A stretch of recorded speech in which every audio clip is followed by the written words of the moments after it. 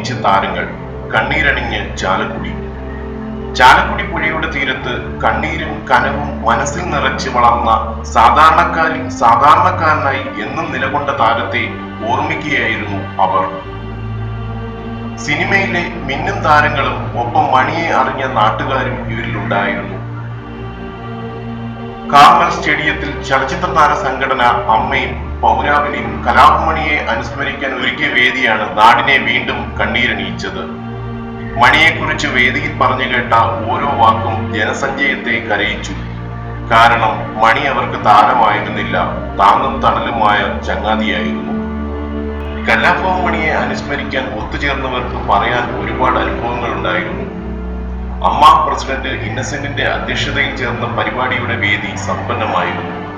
ഓരോരുത്തരും മണി എന്ന കലാകാരനും മനുഷ്യനുമായുള്ള തങ്ങളുടെ ബന്ധത്തെക്കുറിച്ചാണ് വിവരിച്ചത്.